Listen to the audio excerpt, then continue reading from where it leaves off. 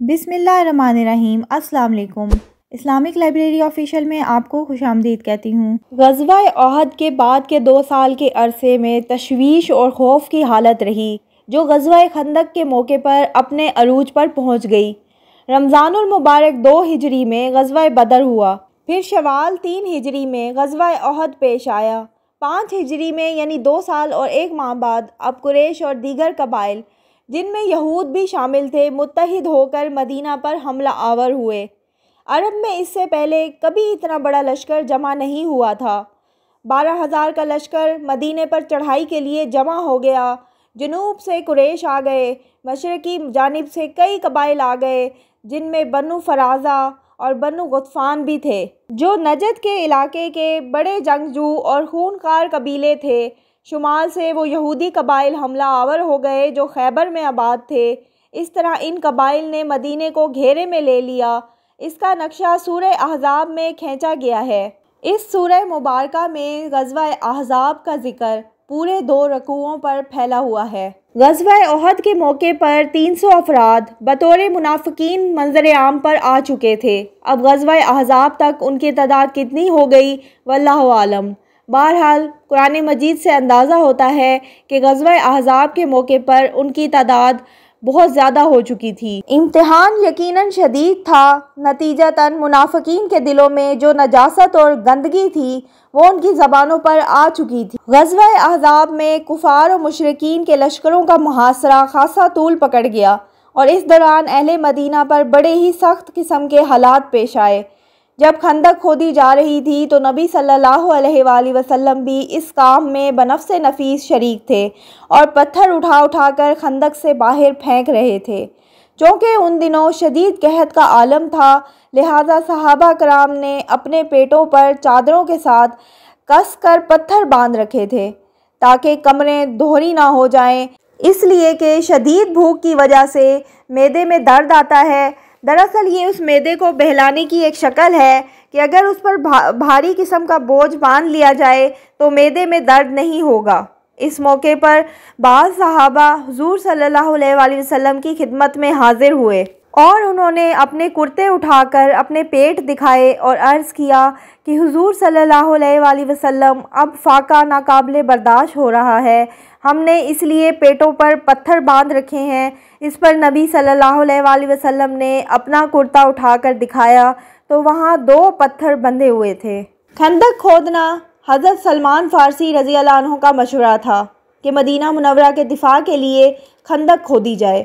عرب تو جانتے ہی نہیں تھے کہ خندق کس بلا کا نام ہے۔ پرانی جنگوں میں دفاع کے لیے جو طریقے اختیار کیے جاتے تھے ان میں شہر کے ارد گرد خندق کھودنے کا رواج بھی تھا۔ اہل ایران دفاع کے اس طریقے سے بخوبی واقف تھے۔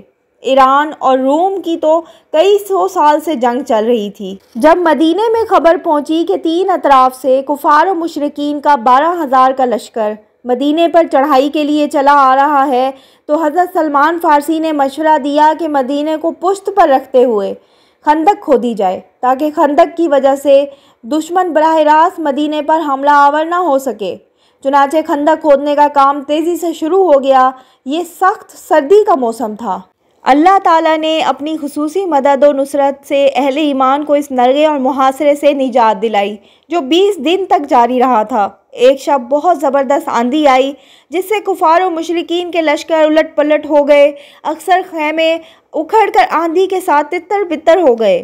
بڑے بڑے چولہوں پر چڑھی ہوئی جو بڑی بڑی دیگیں تھیں الٹ گئیں اور ان چولہوں کی وجہ سے ان کے خیموں میں آگ لگ گئی۔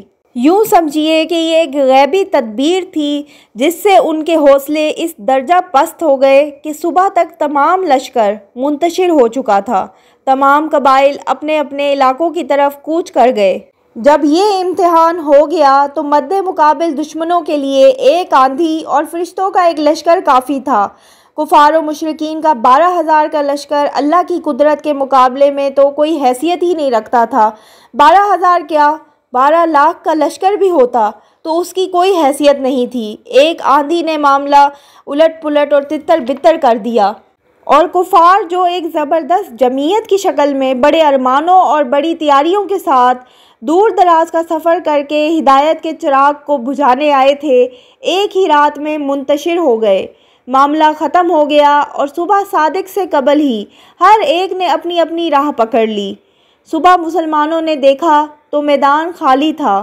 غزوہ احزاب کے موقع پر، جس کا دوسرا نام غزوہ خندق بھی ہے، اگرچہ قریش 12,000 کا لشکر لے کر آئے تھے اور عرب کی حد تک اس وقت تک کی تاریخ میں اتنا بڑا لشکر پہلی بار جمع ہوا تھا، لیکن اب جو یہ لشکر منتشر ہوا اور بھیڑ چھٹی تو رسول اللہ صلی اللہ علیہ وآلہ وسلم نے صحابہ کرام کو ان الفاظ میں خوشخبری سنا دی: اس سال کے بعد اب قریش تم پر حملہ آور نہیں ہو سکتے، بلکہ اب تم ان پر چڑھائی کرو گے۔ اب پیش قدمی تمہاری طرف سے ہوگی، اب جنگ کے لیے اقدام ہماری طرف سے ہوں گے، جو اب تک قریش کے ہاتھ میں تھا۔ یہ تھی میری آج کی ویڈیو۔ اگر آپ کو میری ویڈیو اچھی لگتی ہے تو میرے چینل کو سبسکرائب کریں، میری ویڈیوز کو لائک کریں اور شیئر کریں۔ اللہ حافظ۔